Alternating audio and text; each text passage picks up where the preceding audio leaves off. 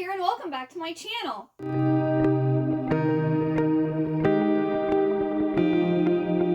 Today I'm going to be talking about the book club picks for my book club Happily Ever After for April, May, and June. I'm super excited, especially for May and June's book. I've been wanting to read these books for a really long time. If you didn't know, I have a book club on the app called Fable, which is a big book club community, and I have a club called Happily Ever Afters. For March, we're currently reading Daughter of the Moon Goddess by Su Lin Tan. I'm super excited to start reading this book. If this is the Fairy Loot Special Edition, it's absolutely gorgeous. The video after this one will be the unboxing of the February Fairy Loot box, so you should check that out later this week. But yeah, I'm super excited. I'm actually going to have to buy the US copy of this too because I don't want to damage this in any way. I want to keep it in pristine condition. But I'm super excited and I can't start till I can start reading it because it sounds absolutely amazing. It is a retelling of Chang'e, which is the Chinese moon goddess, just like Japan has Kaguya. So yeah, I'm super excited to start reading that book. But we're going to talk about April, May, and June. So for April, I'm going to have to put all the pictures up on the screen because these are all on my Kindle. So I don't actually have the physical books for these.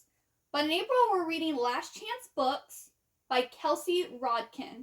And this just looks like a cute, rom-com type story. Yes, this is a banter-filled rom-com with a bookish twist.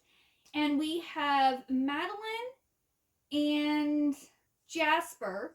And Madeline's family owns an independent bookstore, but then Jasper works at this big, chain bookstore, and so they're kind of having, a rivalry between the two, and this is, an enemies to lover type of story, and I love enemies to lovers, and it's over books, so, what's better than fighting over books?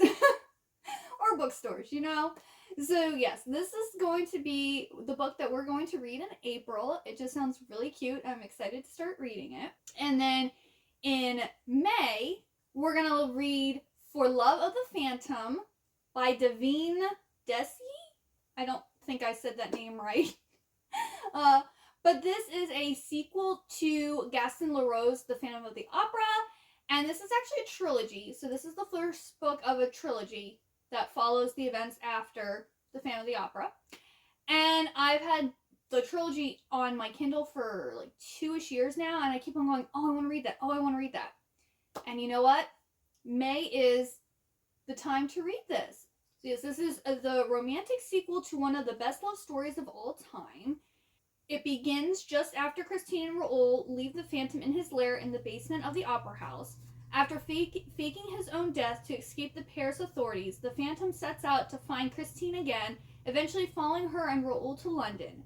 When a crazed maniac begins his killing spree not far from Christine's home, her life may be in danger. In the ultimate test, will the Phantom put his life and his freedom at risk for his love? And will Christine, desperate for song, which her husband Raoul has forbidden in his jealousy, finally open her heart to the Phantom and his desires? Yeah, so that just sounds really good. Because I was kind of always a big fan of The Phantom, at least the opera. Because the book itself, Phantom of the Opera, was okay. I like the vibes and the atmosphere. But the opera is amazing. The movie that has Emma Rossum and Gerard Butler in it is just, amazing. It's one of my favorite movies. Absolutely adore it. So, I can't wait to read a sequel. Even if it's not an official sequel, it's still, I'm super excited for it. And I cannot wait. So excited. And I hope you are too. And then in May, I'm excited for this one too. It's one of the books that I want to read for 2022. I actually have a video, the 22 books I want to read in 2022. And this was on it. And it just sounds really good. It's another book I've been wanting to read for years, and it has another fandom type feel to it, that The Labyrinth, that starred David Bowie. That book is Winter Song by S.J. Jones. So This is a duology, and Winter Song is the first book, and Shadow Song is the sequel and final book in the series. These books just look amazing.